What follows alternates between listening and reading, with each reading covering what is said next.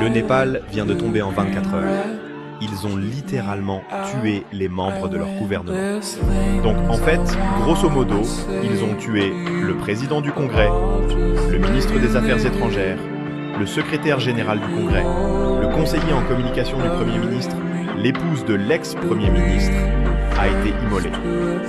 L'ex-Premier ministre qui est toujours en fonction aujourd'hui. Le ministre des Finances a été mis tout nu devant tout le monde, puis trimballé de gauche à droite. En gros, qu'est-ce qu'il se passe?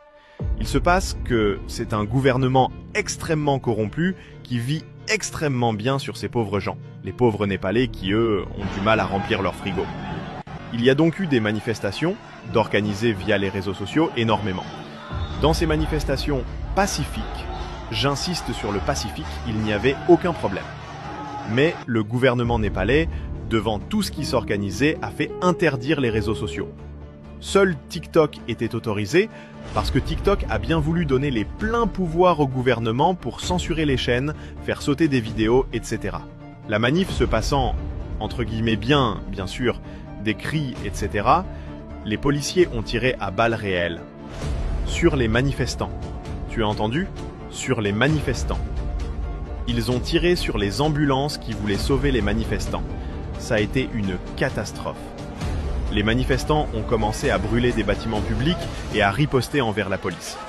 J'ai oublié de vous dire aussi, les Népalais ne communiquent plus via les réseaux sociaux, mais via des applications qui fonctionnent par Bluetooth.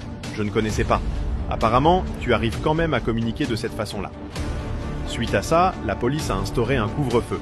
La police a été chercher les gens influents dans le peuple, ils ont été les tuer chez eux ou les passer à tabac. Et bien entendu, les Népalais qui osaient sortir de chez eux après le couvre-feu se sont fait littéralement démonter la tronche par les policiers, au point que beaucoup sont morts. Regardez les dégâts qu'un peuple peut subir lorsque ses dirigeants sont corrompus, abusifs et violents contre leur propre population. Au Népal, depuis début septembre 2025, une vague de manifestations secoue le pays. C'est la jeunesse, la génération Z, qui est en première ligne. Pourquoi? Parce qu'ils en ont assez de la corruption, du népotisme, du manque de transparence et des promesses brisées. La décision du gouvernement d'interdire des réseaux sociaux comme Facebook, X et Instagram a été la goutte d'eau. Pour les jeunes, c'était une tentative de censure, un moyen de faire taire les voix critiques. Alors, les rues se sont remplies. Les manifestations se sont transformées en affrontements. Gaz lacrymogène, balles réelles, incendies, violence. Le bilan est lourd. Au moins 19 morts, des centaines de blessés, parmi eux des étudiants, des jeunes et même des journalistes. Face à cette crise, le ministre de l'Intérieur Ramesh Lekak a dû démissionner. Mais le peuple continue de pointer du doigt le Premier ministre KP Sharma Oli, accusé d'être responsable de la répression. Les causes de ce soulèvement sont profondes. Une corruption qui détruit la confiance, le chômage et l'absence d'avenir pour les jeunes, la censure et les restrictions de liberté, le népotisme et les inégalités sociales.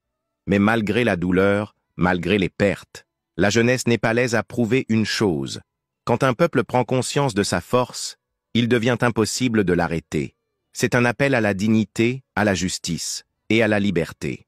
Abonnez-vous, partagez ce message et commentez.